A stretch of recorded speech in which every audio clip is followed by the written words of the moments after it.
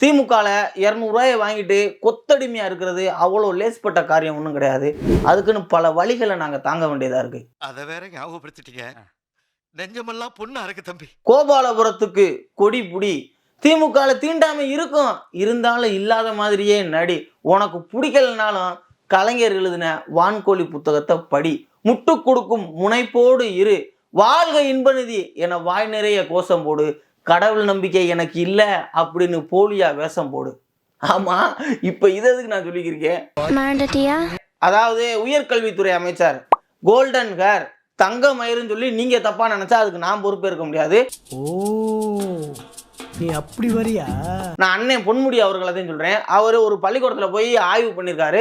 அப்ப அங்க இருக்க மாணவிகள்கிட்ட சொல்லியிருக்காரு, என்னைக்கு அண்ணன் உதயநிதி அவர்கள் தலைமையில திமுக ஆட்சி தமிழகத்துல நடைபெறுதோ அன்னைக்கு எல்லா மாணவிகளுக்கும் இலவச ஸ்கூட்டி தருவோம் அப்படின்னு சொல்லியிருக்காரு. ஒரு பைத்தியக்கார பைலட் இந்த நாடு மக்களும் மாட்டிட்டு படுறாரு. இதுக்கு தான் படிங்கடா படிங்கடான்னு சொல்றேன். ஏண்டா 18 வயசு நிரம்பினாதே லைசன்ஸ் கொடுப்பியான், நீ ஸ்கூட்டியை கொடுத்தீங்கன்னா அவன் எப்படி ஓட்டுவியான்?